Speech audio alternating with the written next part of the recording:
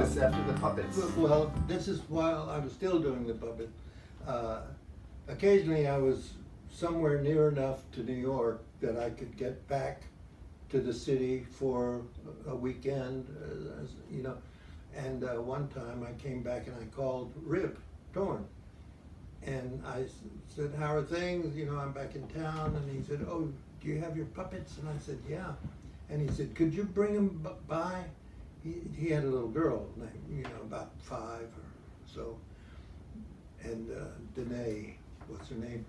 And he said, I'd like for her to see some of your puppets. And I said, sure. So I drove over Riverside Drive and I took them in and I pulled the sofa out from the wall and I got behind the sofa and I did, you know, some puppet stuff, and she loved it. And after I finished, Rip got up and went on the phone and called Second City, or the man that he knew that ran Second City, which was playing in the Village. And he said, I have a friend here, said he should be in your workshop. And he said, fine.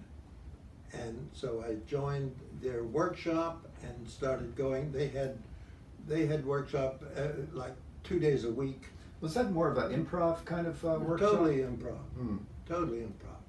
You know, it's still very hot in Chicago. That's where it all started. Oh, right, you know? yes. And that's where all these great comedians came from, you know. And then a lot of the Second City people. But they had a workshop where they would do exercises and come up with stuff. And then they had an evening show that the first half was stuff they had developed in the workshop, set pieces, you know, improv things. But then they'd have an intermission and ask people for suggestions, The audience kind of participation. Yeah. So they would come back for the second half and do create stuff based on the audience response. Yeah, suggestion. Yeah. So I was never in the set pieces, but I would be there every night to do the second part. Nice. And I would do Joanne Worley was in the cast. Oh, yeah? Some wonderful people, some of the old-time greats from Second City. And so I had that going. And one night, a man came back, a director, and he said, you know, I came here to see Paul Sand, who was one of the regular cast members and a very wonderful actor. And he said, I wanted to see him about doing a workshop I'm doing. He said, but he didn't make it here. I replaced him because he was unavailable or something, sick, I don't know. So I auditioned for him, and I got the lead in the play he was doing. That was the workshop of Edward Albee. There were 3 professional people that had this workshop, and I had the lead. That came through Rip, you see, getting me to Second City, and then doing this workshop. Alan Schneider, who's director, he directed all of Edward Albee's plays. Okay. You know, like Who's Afraid of Virginia Woolf and all marriage those. play. Yeah. Several weeks later, after that closed, I got a phone call from a stage manager from the Cherry Lane Theater in the Village. Very highly, you know, wonderful theater. Yes. And he said, Alan Schneider wants to know if you would be interested in replacing an actor at the Cherry Lane Theater. And I said, yes, I would. And he said, well, when could you come down and sign? I said, well, when is my audition? He said, there's no audition. Wow. He wants you to play the part. Wants you. Wow. This is a Broadway actor, a Broadway director. I got on the subway, I was there. 10 minutes, right? I was non-equity. I did didn't not have your have equity a card union card. I didn't tell You're them ready to that. join? I signed it, I took it up to the equity office and said, here's my contract. This is my And they- contract, principal and they actor. said, I think it's $150, something like that. I didn't have $150, so guess who I called? Rip Torn. Rip Torn. And he said, oh, I'm at the gym over on Times Square. Come on over. And I went over there, he gave me a check. I took it back to equity and I was a professional actor. You So see how Rip he keeps- wrote the check to you and you just signed it and gave it to equity? Yeah, More or less? yeah, That's really nice. whatever. I don't, those are details I've long That's- lost. That's a friend indeed. But yeah, I did that, and then I'm kind of getting confused about the sequence. But at some point, I was working. Well, I don't want to talk about the part. I was the pitchman for this. It was a ripoff, but these ballpoint pens that I sold at Woolworths on okay. Times Square. And then I got kicked up to Cress's on Fifth Avenue next to Lord and Taylor. That was the big time. But I was doing this pitch, demonstrating and selling these pens.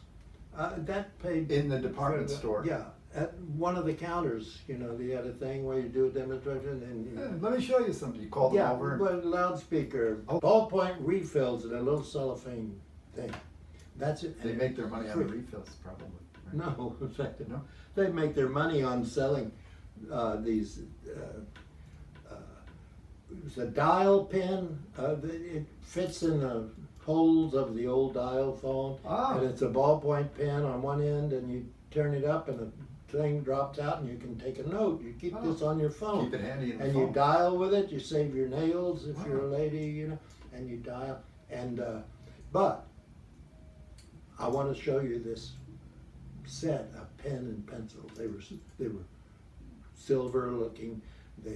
One wrote with erasable ink and the other one was a regular pen. And these are going on the market very soon for $13.95.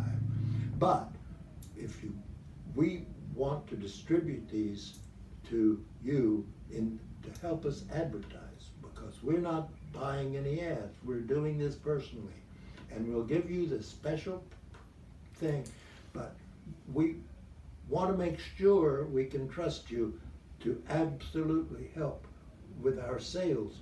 So we'd like for you to buy this pen for only $2. $2 this, and we will give you this $13.95 pen and pencil set as a bonus. Who wouldn't? Yeah, that sounds like a good deal. The $13.95 pen was probably $1.50. I don't know. It was a ripoff, no question. You know, They are getting a pen. So. they're getting a pen and a free refill that they'll work in any ballpoint pen. And one, I know you from Texas, this was on Times Square at the Woolworths. He was standing in the back, he came in the back. He'd say, I'd pay you $2 just to hear you talk. Yeah. So I felt they were getting some, so amusement. I didn't feel like too much of a Did he thief. notice a Texas accent on you, or Oh, I didn't have one. you had lost that? You had worked on. Oh, well, how many speech classes did I have at the Neighborhood Playhouse for 2 years? I did. Uh-huh. I mean, of course, now I've been back here for 15 or 20, I don't know, and I've gotten back into Just it. slight, but But I just thought you meant that he wanted to hear you because he heard a familiar voice. no, he just liked the way I sounded. Just like the show. You were still giving it. You were still performing, Yeah, and he knew that. yeah.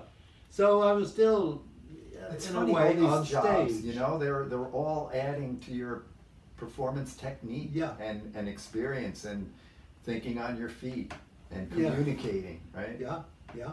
I got kicked out finally. They had too You many got kicked out? They got complaints. I went into work one day and they said, get your Oh. pens out of here. Gee.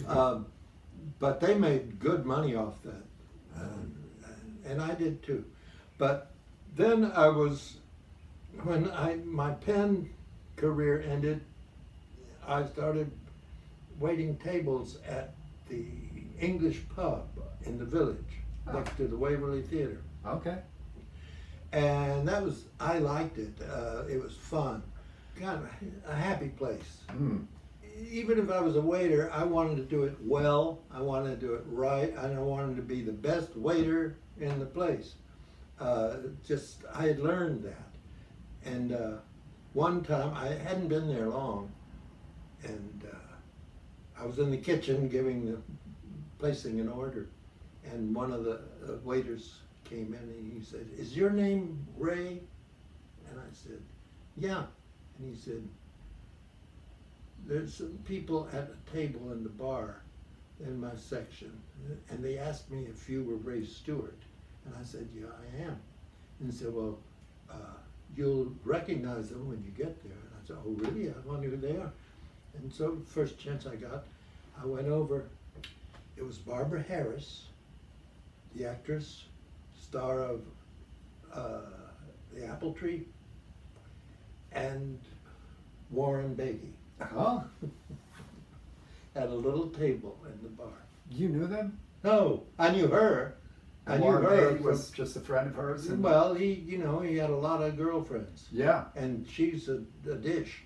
Yeah.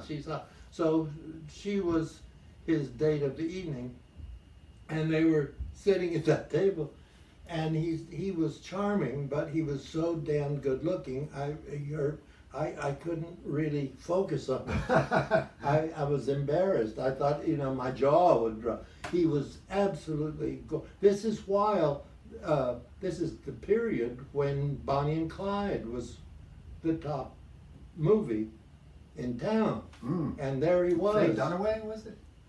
I think. Yeah, Bonnie? I think so. Mm. Yeah, I think so.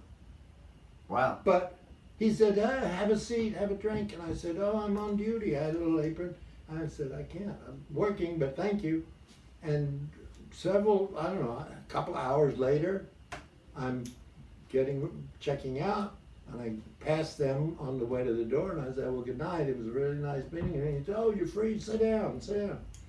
So I sat down and had scotch on the rocks with Barbara and Warren until the place closed. Nice. Isn't that something? I mean, amazing. But during that period, I auditioned for the, 8th time for the Fantastics, and I got the job. Nice. So that's the last time I waited tables. I got the job. I played the boy's father for months, 8 months maybe, 6 months.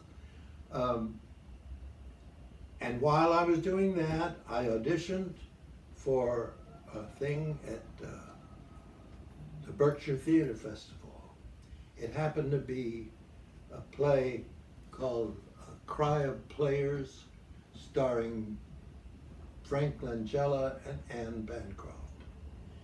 And I got a really good part in it, and I was hired, and the rest I've been working ever since.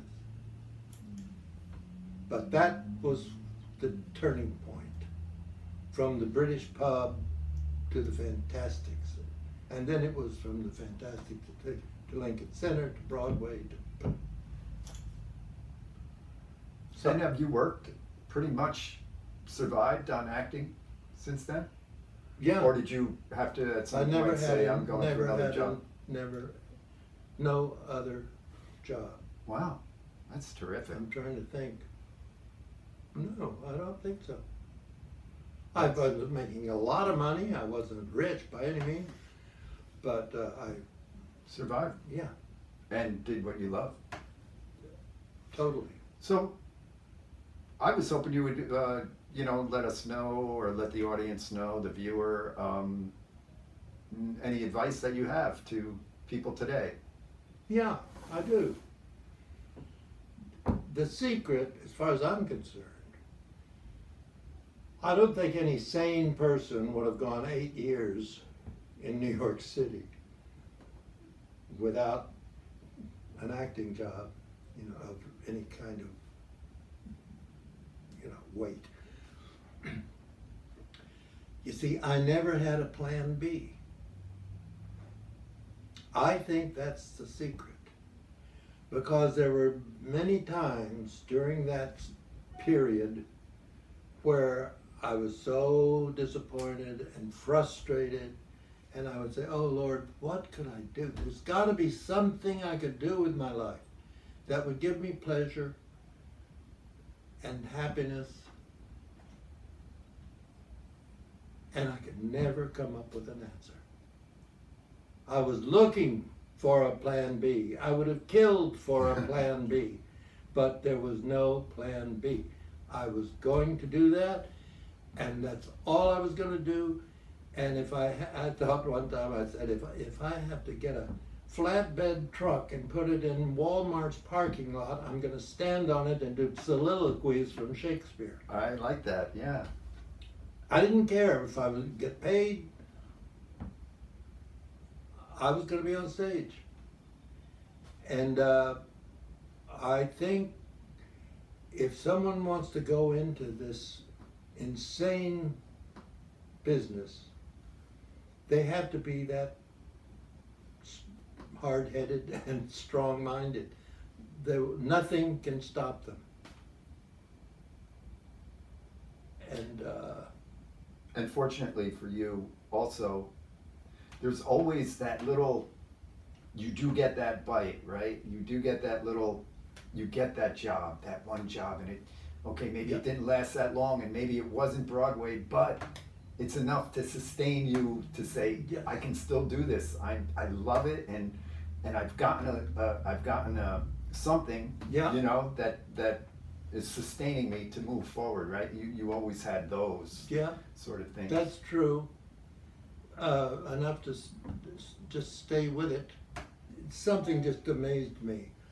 I was a regular on the Barney Miller show. I did 5 episodes, and it was a recurring character, and it was very popular and got many fans.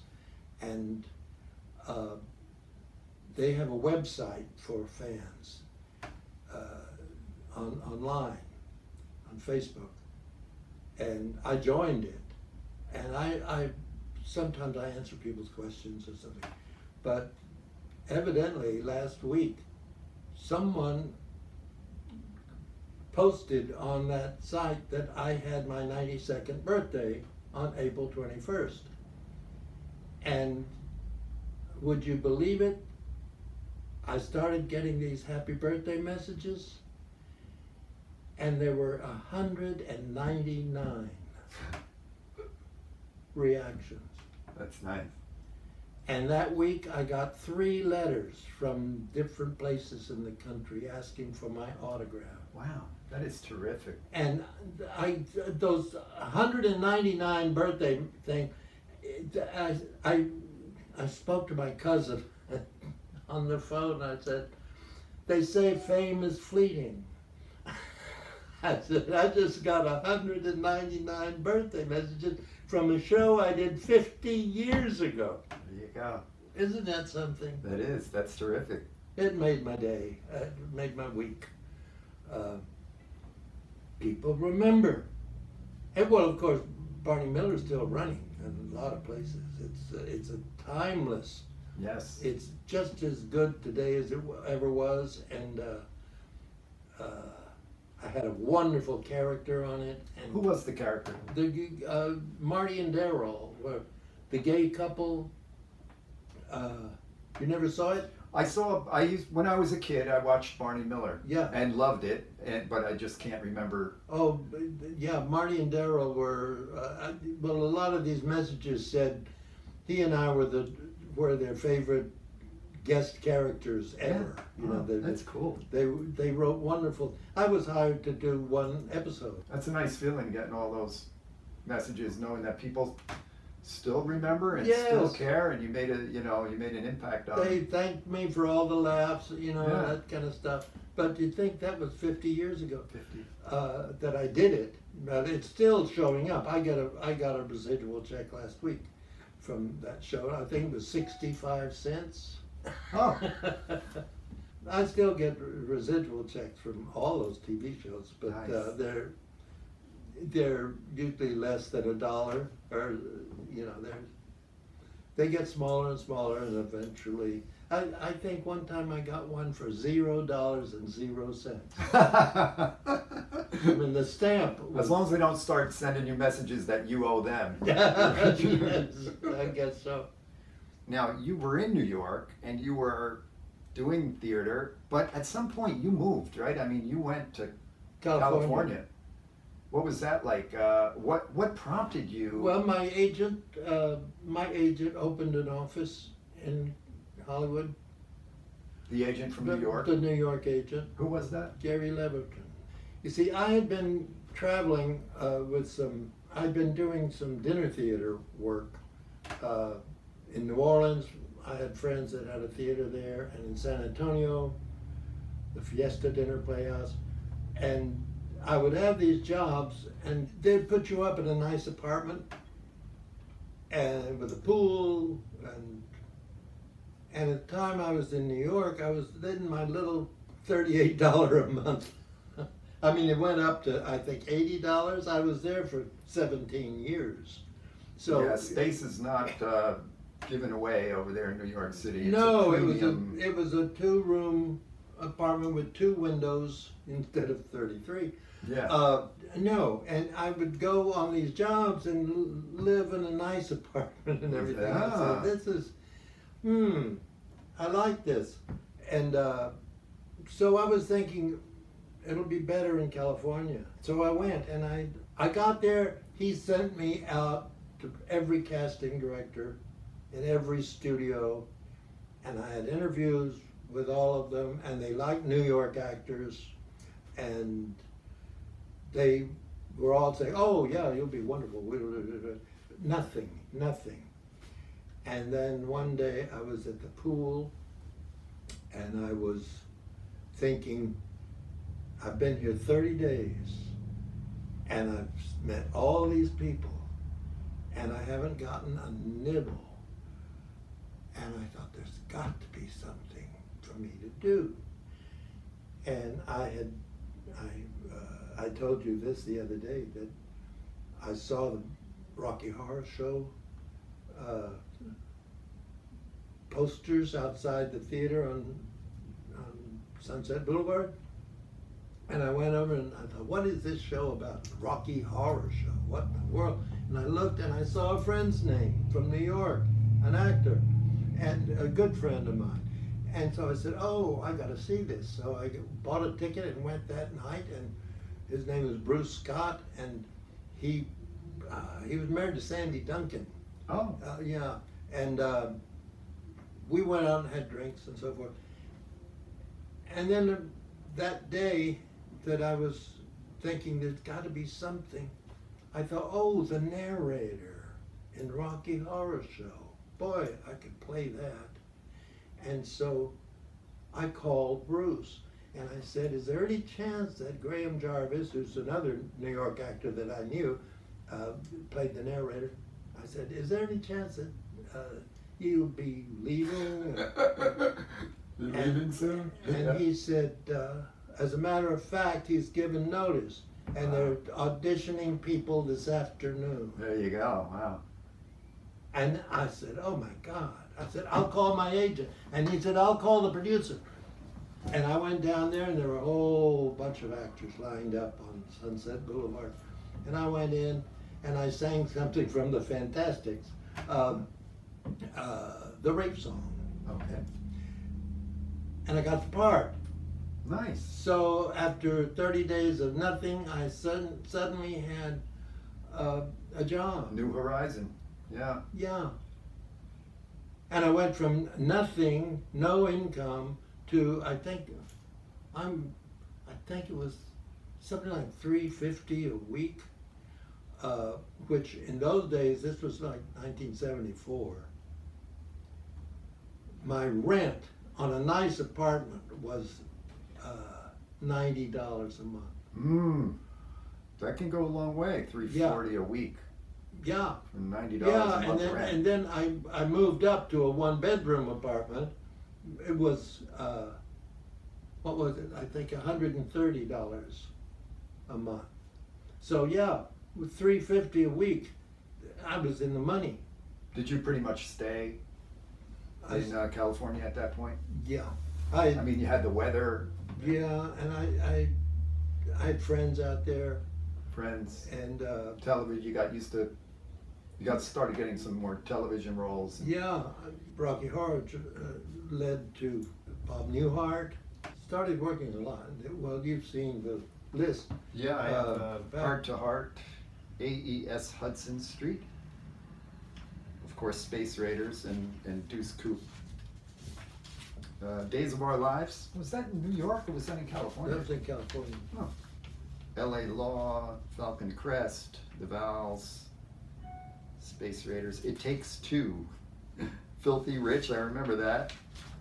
Yeah. Barney Miller. Dallas. Oh, you fit right in on Dallas. Yep. 3 episodes. Heart to Heart. I used to like Heart to Heart. That was a good show. Boy, they screwed me. You know what they did?